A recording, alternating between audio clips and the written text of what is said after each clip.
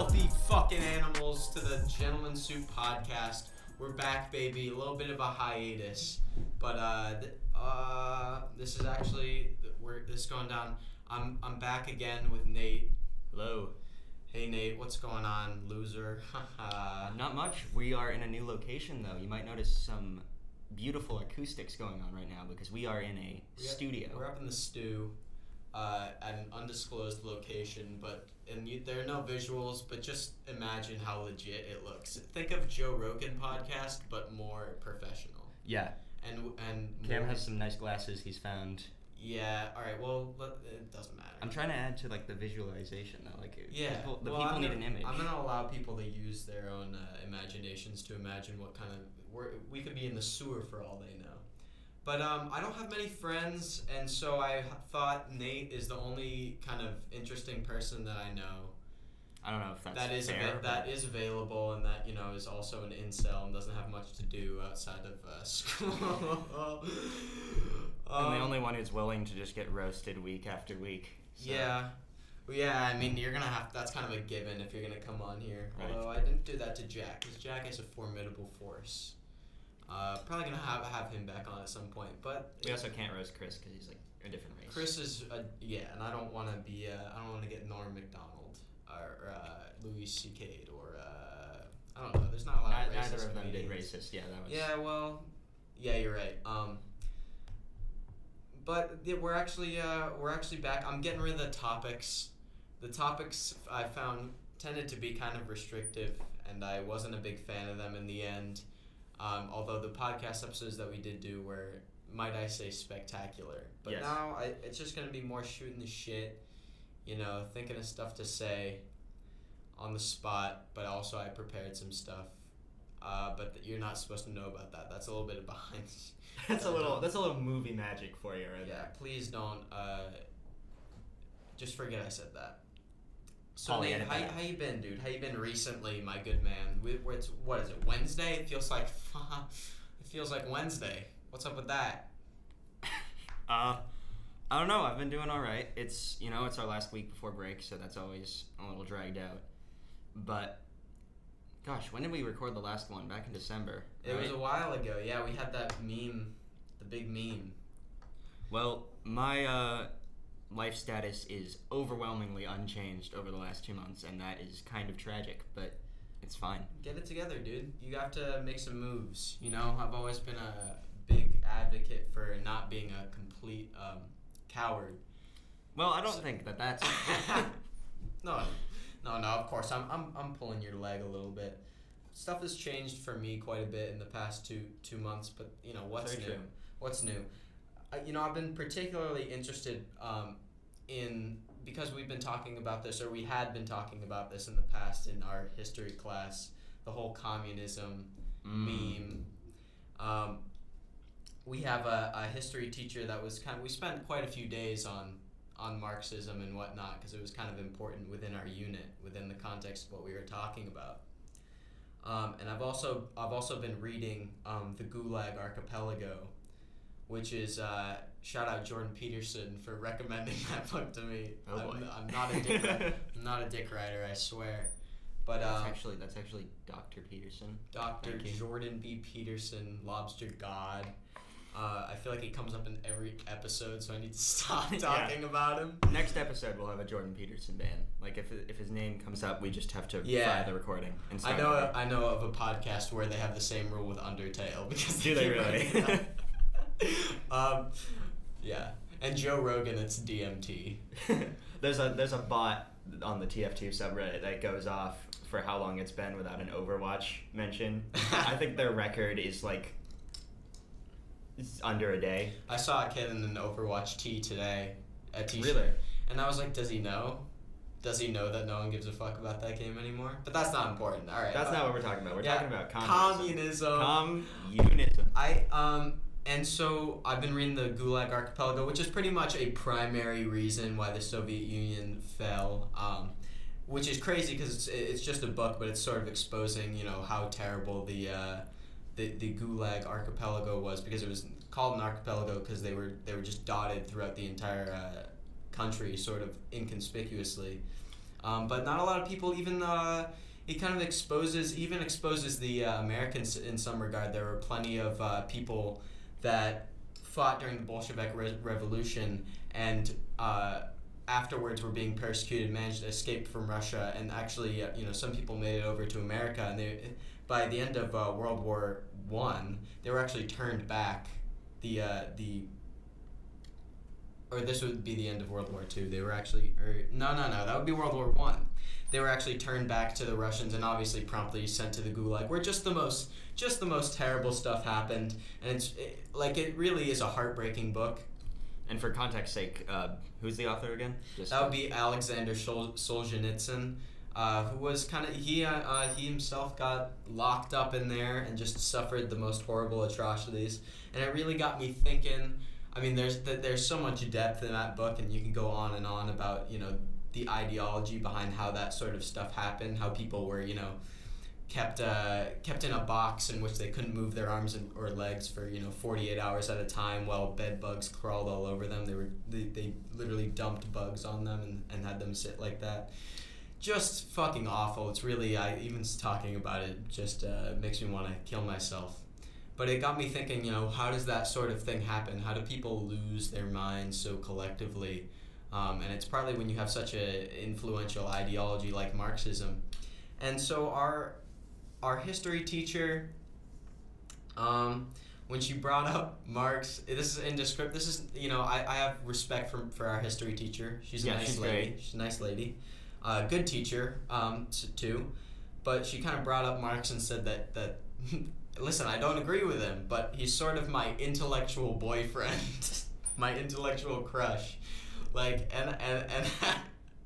which is funny to think about. He's dead, And you have to, I think kind of the message that she was trying to get across is that, she admires his level of thinking, but even then, even if you do want to take it at that point, that's kind of problematic, and we can unpack that. But also you have to consider that... Don't say problematic.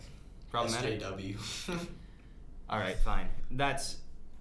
So there's stuff to unpack in that. Yeah. And then also just the use of crush is there's some level of admiration there, and you can't. I'm not going to be the armchair philosopher here and say that I'm in any possible level even close to the level of intellect of Marx, right?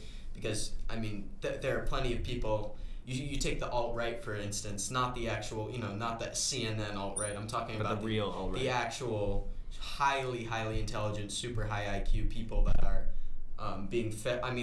Essentially, the alt-right is so prominent, and some people that are super high IQ are drawn to it because there are all these truths that are sort of hushed away about, differences between a bunch of different groups, and they're sort of pushed to the side because they don't really fit the agenda. And so you hear something, you hear a fact like, black people are 13% of the population but account for 50% of the crime rate, and you hear that and you think, oh, well, in that case, you jump to the conclusion, because we can't even have conversations about stuff like that, about those real statistics. I know it's a meme now, but right. Those are real statistics that you can't even have a conversation about, it feels like, in a lot of intellectual circles. And so they hear that and they immediately jump to the most radical conclusions that, black people are dangerous and murderous and super immoral, So, and it's the same with gender differences. You hear about, we can't really talk about, how men are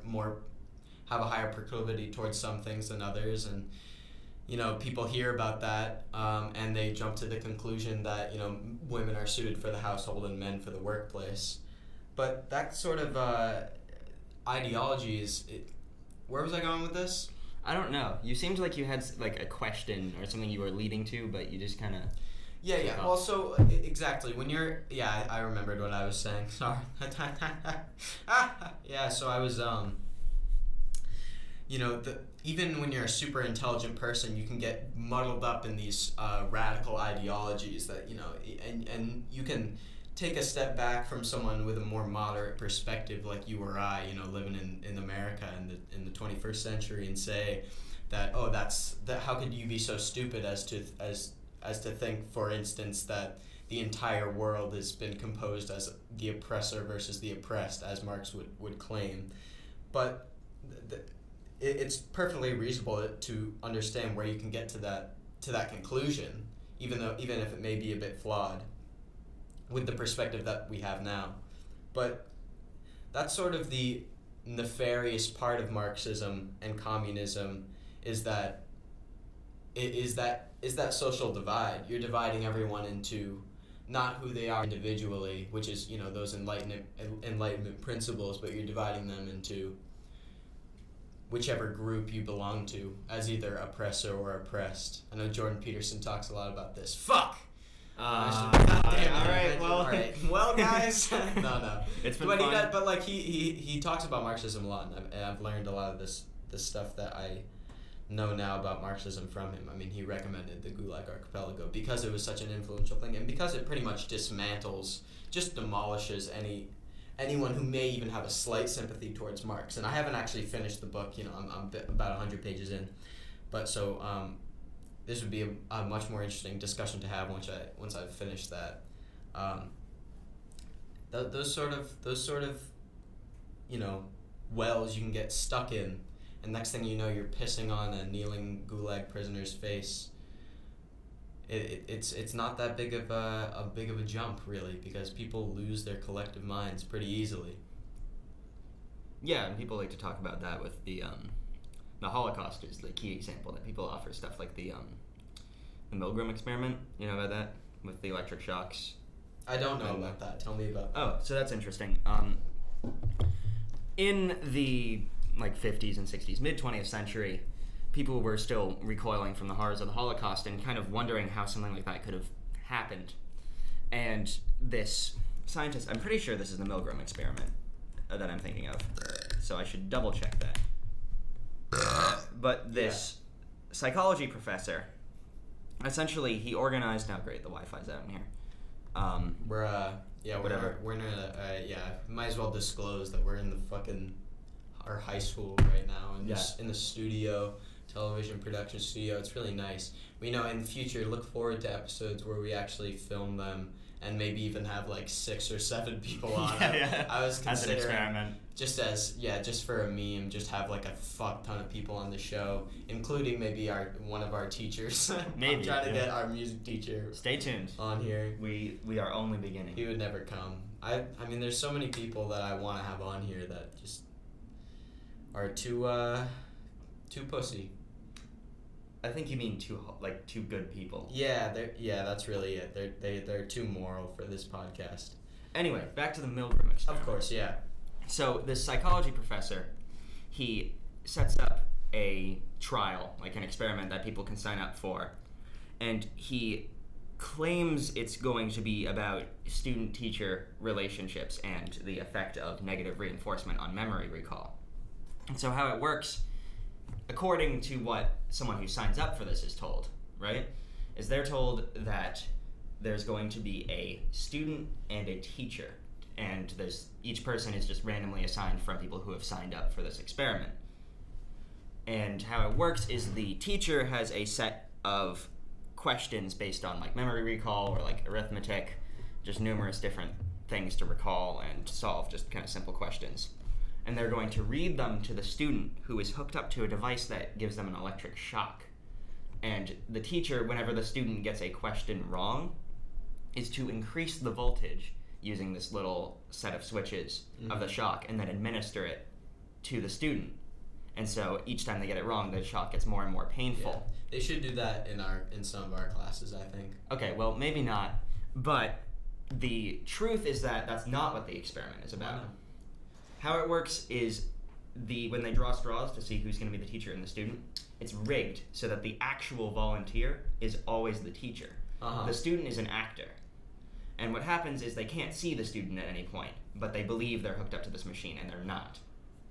The actual point of the experiment is that the switches that are labeled as they increase are also labeled not only by voltage, but by slight shock, moderate pain, extreme pain, and finally the last 3 are just labeled with a skull and crossbones. And what happens is that as the experiment goes on, the quote-unquote student, who's actually the actor, is feigning being in immense amounts of pain and reacting to these increasing levels of shock. And the student, or the teacher, is asked to keep going because that's just the procedure. And whenever the teacher hesitates to administer these increasingly more painful, powerful shocks to the student, someone in a lab coat with a clipboard, someone who's very clearly a research associate, comes in and they say, please continue, or keep going. Yeah. They never answer questions of, like, why are you doing this, or why are you hurting them? All they say is, like, keep going. And what they found is that an overwhelming percentage of just these normal people, the teachers, like, willingly went all the way to the skull and crossbones, even despite screams of agony, begging to stop, begging to just cut off the experiment, and even feigning just falling, like, unconscious from the injuries. And they kept going. And of course, Milgram got in, like, a lot of trouble for this experiment because it was deemed cruel and unusual. No, you can't do that now. But what we learned is that people respond not only to ideologies but to authority, to perceived authority. It really is the societal pressure around you. I mean, if you are in an environment in which one idea prevails, you don't want to make the majority of people don't want to make themselves stand out in any regard. I mean, it's pretty, like, it's the most dangerous thing you could possibly do. You don't want to stand out, you want to blend in, especially when it's a super, radical, violent attitude that you're being surrounded in. The last thing you want to do is to make yourself noticeable and persecutable. That's crazy, man. You ever tried DMT? How many people who watch this are gonna, like, get that joke, though? Nah, that's a Joe Rogan. That's an illusion. That's for those of you at home taking notes. Yeah, for all you literary intellectuals studying this 3,000 years in the future. It's a landmark episode. There's plenty of experiments like that are obviously terrible morally, and yet you learn such valuable information from them. For instance, the Stanford prison experiment. Those sort of, I mean, you know what's a good idea? Just take prisoners on, like, death row, but then I guess you're kind of getting a sample of people that are almost all psychotic. Yeah, that's a whole can of worms, human experimentation. Because there's so much interesting information you can glean from it, but it's at the cost of and that's really what scientific ethics boards, like, that's sort of their job, is to deem what is worth knowing and what's worth and at what cost is something worth knowing. Before we get too far away from it, the Milgram experiment, I've managed to get my internet working, and I have called up the results here. So 14 Yale University senior year psychology majors were asked to predict the results if there were 100 hypothetical teachers, right? And a range of 0 to 3% believed that they would be willing to inflict the maximum voltage. The actual result, there were a total of 40 experiments run, so 40 teachers. 65% administered the final 450 volt supposedly lethal shock, and every last one of them went up to at least 300. What would 300, like, what was the labeling for 300, do you think? 300 volts was marked as, hang on, I will look for it. It was just 15 volt increments. I don't know what 300 volt, like, what that feels like. Or if that was 300 times 15, if it's... No, it would be 300 volts. Like, it was going up. The first one was 15, the second one was 30. I will look for that, but we don't want to, have silence where I'm just Googling of course. That's terrible. I have a thing or two to glean from it, is that you think in your head, sort of like, what would I have done in that situation? And everyone would easily say that, I would have the courage and the individualism to be like, what the fuck is going on? That's kind of fucked up. And even I do genuinely think that, and yet you can never, it's such a tricky thing, because you have to gauge, like, how much of an individual are you in comparison to others? Like, are you extraordinary? Because you're probably not. Like, I think I am deep, like, on some level, but the reality is if I was, a teacher in that situation, and if anyone was a teacher in that situation, then that level of authority, especially when it's someone in a lab coat with a clipboard. If you have a clipboard, you can the world is your oyster, essentially, Right. when you have a clipboard in your hand, especially a lab coat too. Yeah, so 300 volts was labeled danger, severe shock, and the final 450 was just 3 red X's. Jesus Christ. And everybody, every last one of them, 40 just random, ordinary people, every last one of them went up to at least 300 volts, and 65% of them administered the supposedly lethal one. Despite only being told the following things in this order. Please continue. The experiment requires that you continue. It is absolutely essential that you continue, and you have no other choice. You must go on. Those were the only things that the research assistants told them.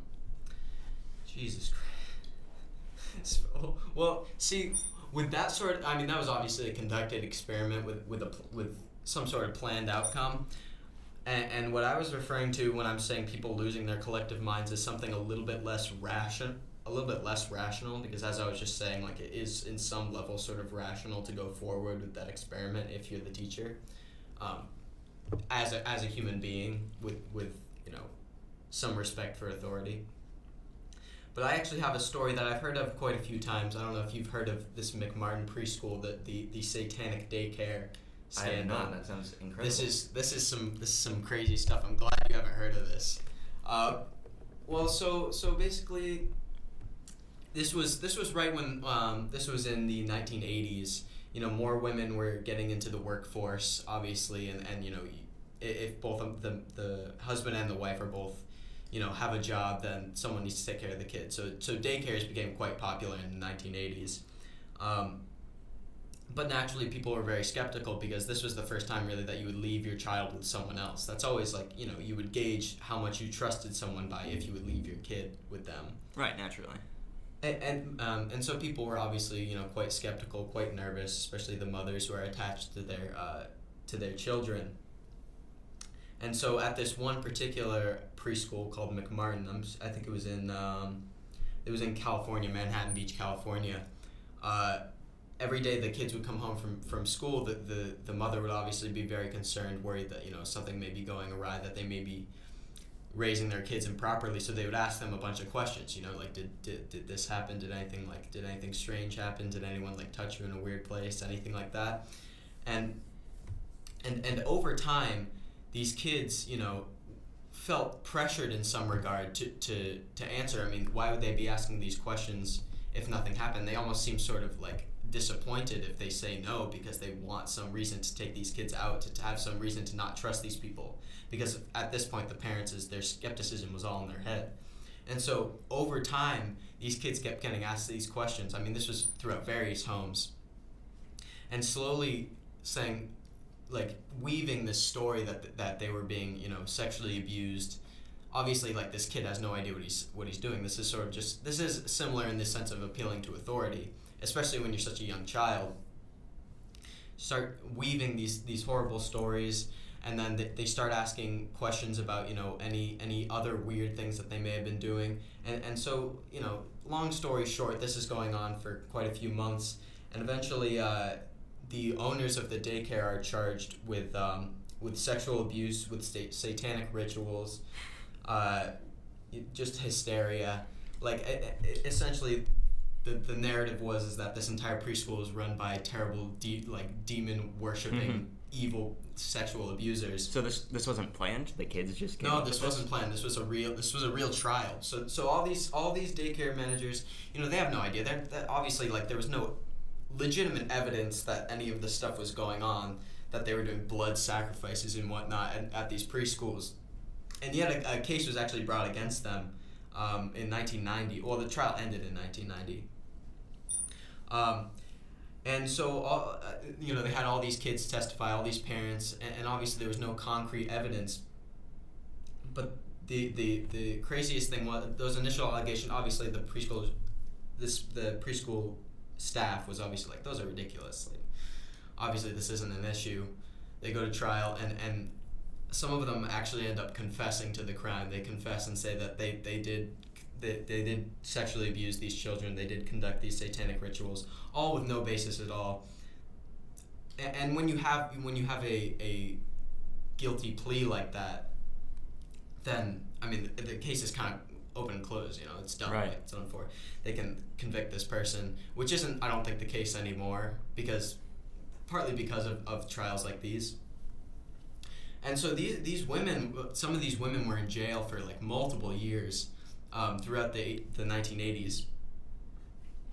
And the case was kind of shut, and people were kind of over it. Obviously, like, these were terrible people.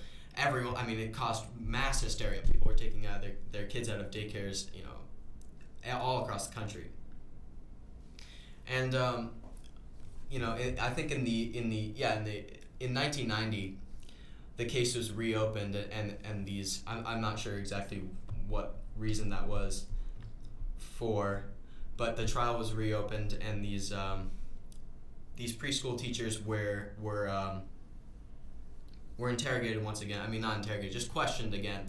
And one of the interrogators, the questioners started to become skeptical, because these people were just, any accusation that you threw against them, they would admit to the point where it was getting kind of preposterous.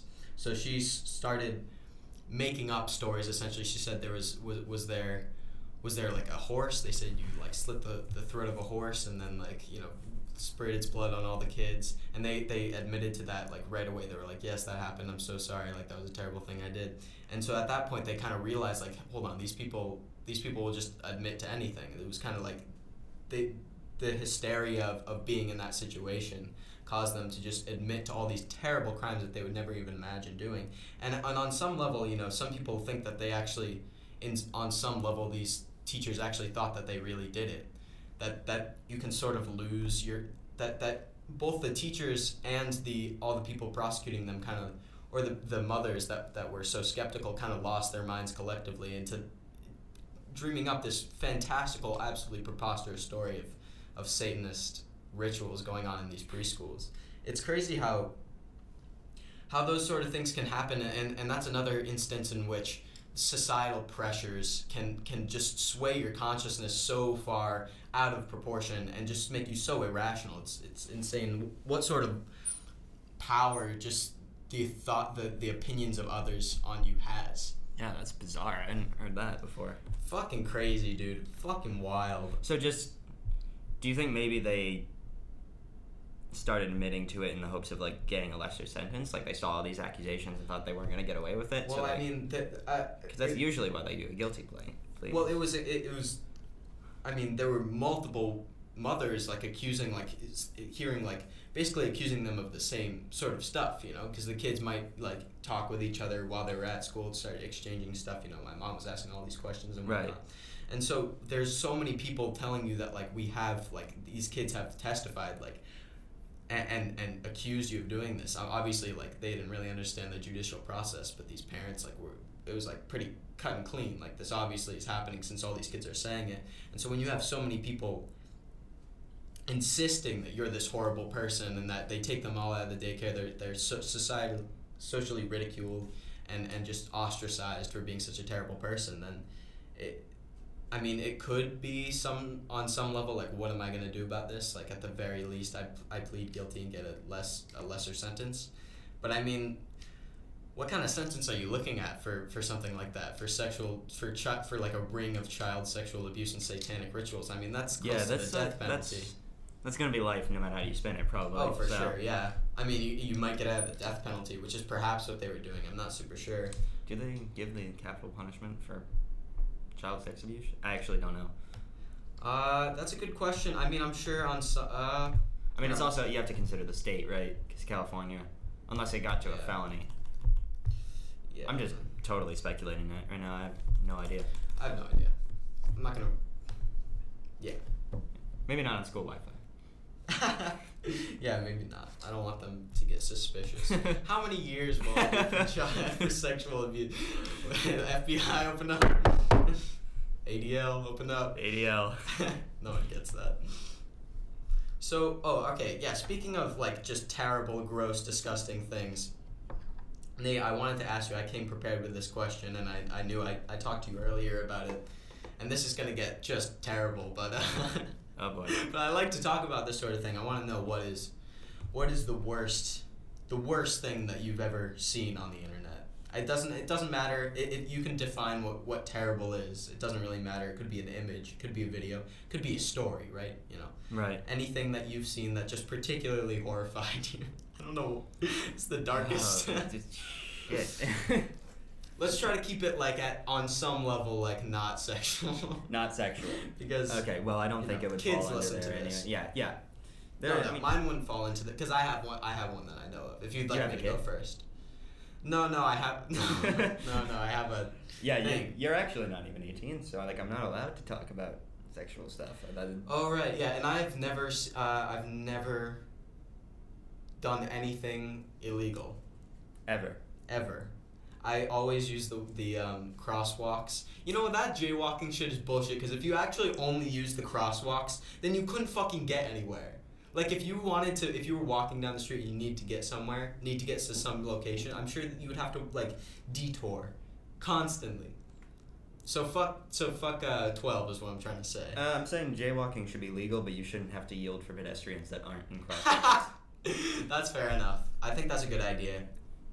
Okay, do you have something in mind, though? I've got a couple things I might have to consider it. No, I'm saying. Right.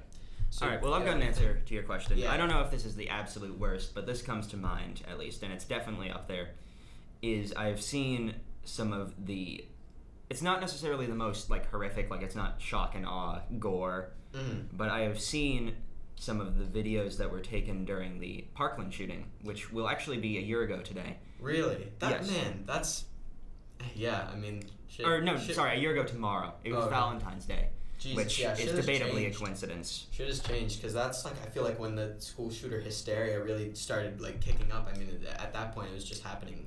I mean, there was Sandy Hook. I don't think we've been the same since Sandy Hook. I mean, Columbine was the first one. Columbine was first, and that obviously got a ton of press, and a lot of policies were changed at that point. But I think Sandy Hook, I mean, that was after, I mean, you have the Supreme Gentleman, Elliot Rodger, right? With where did he? I don't know what college. I mean, there was basically this incel kid who went on 4chan who ended up who was mad that girls kept rejecting him. Basically, your typical fedora tipping neckbeard, except he was actually psychopathic and just a terrible person. Yeah. And ended up killing people. But yeah, I feel like Sandy Hook was a big one for sure. Yeah, for sure. But I mean, it was just so difficult to even believe, the 6-year-olds. Yeah, I mean. Anyway, this is getting depressive. This is not.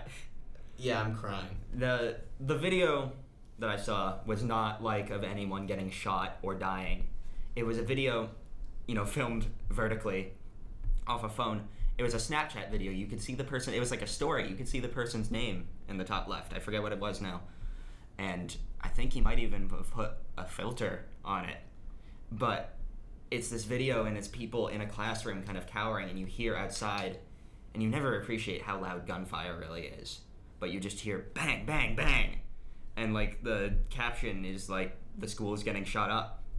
And yeah. I've seen a lot of... I think I might have seen that before. It's stuck with me because I've seen a lot of stuff that's, shock images that trolls send you. That's somebody's throat has been cut in Brazil or whatever, right? Yeah. But that one, it looked like our school. It was indistinguishable. Yeah, it looked the same. The kids were dressed the same, wearing the same things. It was a goddamn Snapchat story that I see every day, and just the incongruity of just that horror in something that could happen to me. I don't know. It's left an impact on me. I don't know if it's necessarily the most horrible thing I've seen online, but it's definitely one of the more but it's definitely the most impactful. I've seen stuff like that. I mean, yeah, that's just... God damn it. It's just the fact that it's so indistinguishable from our school. I mean, it's when you're in high school, then that school is all you know. That's what you've been doing for years on end when you wake up in the morning. And every time you're not doing that, you're on break and waiting to get to your next year of school. So I mean, school for all intents and purposes is a majority of your life. And when you see stuff like that compromise of this space that you usually think of is just this bullshit that you have to go through just to get a job. You know, when you see Yeah. that like the safety of that compromise, it hits you hard because you start getting paranoid. That, and it was just like the utter like clash of normality and horror, because like it wasn't like the building was on fire or there were police running through, or you know, part of it was destroyed, or there was a action movie soundtrack Yeah, playing it or wasn't something. fantastical. It was just happening. It was just Yeah. people in a room. It was a Snapchat video, and there was a teenager wielding an AR-15 and killing people outside. We should not get into gun control. I don't even know why I said AR-15, but that was the kind of weapon he was using. Yeah, we're not. Yeah, That's dangerous. We'll get into that another day. Another day. No, I'm not going to make a statement about gun control, especially because my views are a little bit more conservative than a lot of people's. But Get bopped. just the image of this, he's just out there. It's just some kid, you know? Yeah, you're right, man. And it's 3:30. It is. So we gotta head indeed out of here 3:30. soon. So let's wrap it up. I'd like to wrap it up on a happier note, because this has been kind of weird and depressing the whole time. Just the most terrible thing. God damn it. Yeah. We talked about some good stuff, but yeah, definitely. I mean, here. I'll We'll call it a discussion of psychology, because we're talking about like. Yeah, I mean, and you have to talk about the extremes if you're going to get into the core of some issues. But I want to wrap it up with this because of all this depressing stuff, all these issues that we keep bringing up. I want to ask you, Nate, right now in 2019, what are you the most hopeful for? What do you think is going the best for people in general? For society as a whole. For society as a whole, are the entire the globalized world. That's a. Because there's so much terrible stuff going on, it's hard to focus on stuff that's going very well. I mean, there's a ton of things going well in reality, but it's a lot less newsworthy. That's an interesting question. I would say, again, I think to have a 100%, like, this is definitely my best thing that I can come up with. But I would say the two big things that I have noticed are strides in medical technology, our continued improvement in all kinds of things fighting against cancer. You've seen these things on the news about in Australia, right? Those teenagers who are going under or over their parents' heads, their anti-vax parents' heads, to get vaccinated. I know about that. That kind of thing. Just the kind of. It's good that for sure. It's good that they even have a community of people advising them to do that. Exactly. I mean, if you don't know, there's plenty of kids like on places like Reddit and Instagram that are like, my mom is anti-vax, I'm not vaccinated, like what can I do to and someone yeah, get there are people vaccinated? who give you resources behind their backs.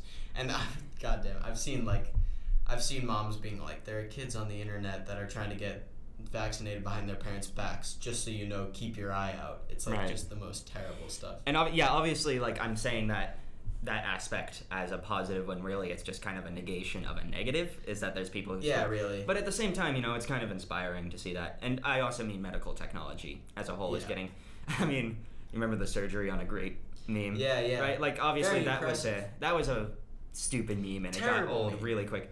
But the fact that you can, with robotic hands, peel the skin off a grape and then sew it back, like, that shit's wild. And we could do that for people. I don't know if you've ever seen videos of the Tesla factory. It's just the amount of intricate work that a robot can do at this point is just incredible. And it's really, I mean, the strange thing about robots, and obviously there's the AI question, is like how far can we go with creating, you know, artificial sentience? But I mean, goddamn, I feel like I'm kind of chilling right now. Like, obviously they can get more advanced in terms of what they can do, you know, physically, but I think that I'm kind of chilling right now with, like, you program them to do a certain thing and they just do it. Like, they, you know, you write some good code and there's no other, they don't have to think for themselves, you know. I'm kind of worried about what could happen once you're like, well, figure out the best way to do this. And you're like, oh. That's when the paperclip robot. I've seen my fair share of Terminator movies. It happens.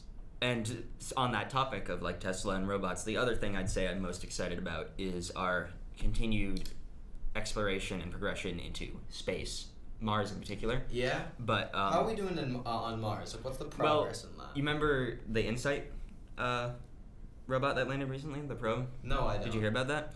I'm going to horribly butcher this, so I would advise anyone who is listening to this to go and look up the InSight project.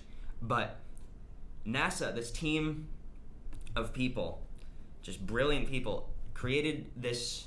They chucked a robot at Mars, right? Uh-huh. And they landed it safely through the atmosphere and positioned it. And what they're doing is they have a probe on it that they are going to catapult into the core of Mars.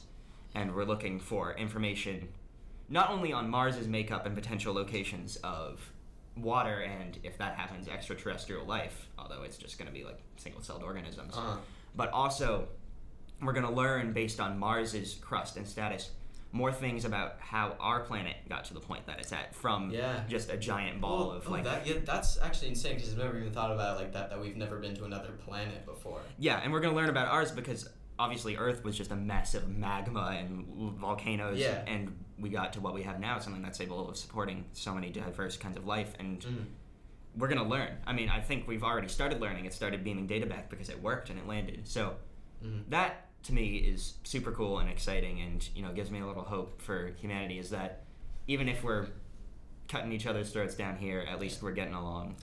And even if we're fucking over the planet now and many we'll just get a new one. Just get a new one, baby. Yeah.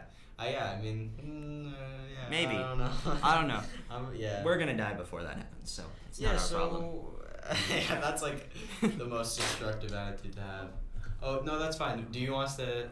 Yeah, I'm gonna be heading out in a few okay, minutes. yeah. Okay, we're wrapping up. I was gonna say that the thing that I'm the most optimistic about. Wait, hang on. Do we want to cut that out? No.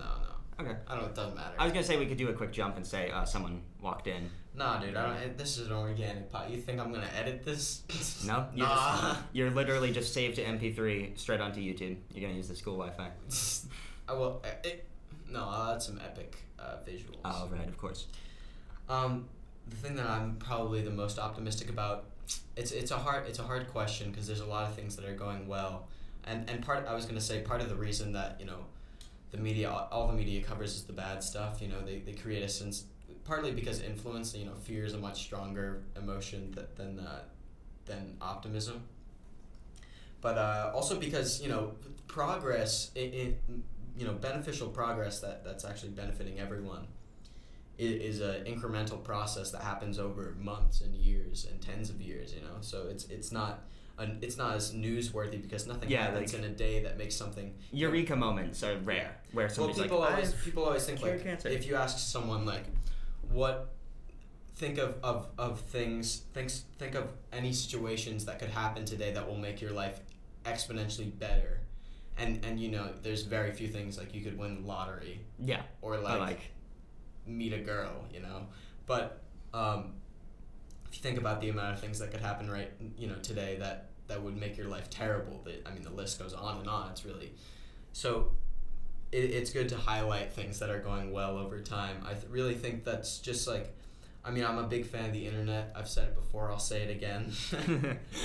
That I just really think that the amount of communication that people have now to, if you're a kid that maybe doesn't fit in your in your school or anywhere really, if you're just someone who is maybe a bit outside of the box, 100 times out of 100 you'll find a community of people just like you on the internet. And some people, or plenty of people, that form their closest bonds with friends originating on the internet for that very same reason, that you can find people that are just right up your alley. So I think that's good. I'm glad. I think the idea of progress gets thrown around a lot, like social progress, and sometimes it can obviously go too far, but I really do think that just the amount of people that are shown respect, and the amount of people that can carry out whatever life they choose to carry out without the inhibitants of the government or people around them. Obviously there are going to be some restrictions that we still have to get over, but just the fact that people respect other people's individuality these days, you can especially see it like in our school, in our high school. I mean people are mean to each other sometimes. People shoot the shit, or just riff on one another, and that's more fun in games. But at the end of the day, we live in a community of people that are like very accepting, For the most part. For the most part. There's obviously outliers, and I think it's good that those sort of outliers who are super, discriminatory are kind of ostracized. Yeah, like you hear that person's name and you're just like, oh Christ. Yeah, like, yeah. I mean, because that's partly, you don't. I've always thought about. There's all these people trying to run these campaigns to get people to stop using words, right? And I always thought that was kind of ridiculous, just because you can't change the English language and the local lexicon just by telling people, yo, that's fucked up, stop doing that. Like, it has to happen on some level more naturally, and I think the most natural way to do it is if you actually think that some word is wrong, like the R word, let's say, retard, if you actually think that's a terrible word to use, then, don't assume, like, if someone says it, obviously just, like, send them a message in some way other than saying, you're an asshole for saying the same, like, that made me uncomfortable, like, I wish you wouldn't do that. Obviously, you can't command anyone to do it, but if you actually want to make a change, then that has to happen on the individual level, because that piles up, right? Right. And that's obviously, there are other ways to. I feel like that's the most fundamental way to make progress in fields other than just like the words you say or the way we act. Just if you want to make it, be the change you want to see in the world. That's what they always say. I think people are kind of losing sight of the importance of being an individual when trying to change things for the better, Like, what could you do to make things better right now? That's what you should be asking, not like, what should we do? Be the change you wish to see in the world. Mohandas Gandhi, confirmed pedophile. All right, I think that's going to be about it. That's going to do it for today. We have to get out of here before we get locked in the library, but thank you so much for watching. I know this was kind of a somber episode. I think we brought it back at the end. We went back, but yeah, we talked about, really at the end of the day, these are the important issues, baby, and we're getting to the bottom of them. Yes, we are going to change the world. We're being the change we want to see in the world. We're going to be child sex offenders. Yeah, cut that last one out. No, I'm not gonna cut that out, because I'm just gonna say that I thought that was a very messed up thing to say, dude. And you're kind of a guy I don't want to hang out with. You're not coming back on the podcast. All right, yeah. Thanks for listening, guys. I appreciate anyone that listens to this podcast, even if it's the four of you that actually go all the way through. What do you have? Do you have an idea? Send him either a link to an article or a picture or text about what you're most excited about for 2019 and for the world. Yeah, that's a good idea. And also send him feedback. No, don't send. No. Stop. Send them. Yes. Stop. Make sure they're nice and dirty too, like they're all sweaty. That's fucking gross, dude. I can't believe there are actually people who are like that. All right. Anyway, guys. All right. See you guys. Yeah. Bye.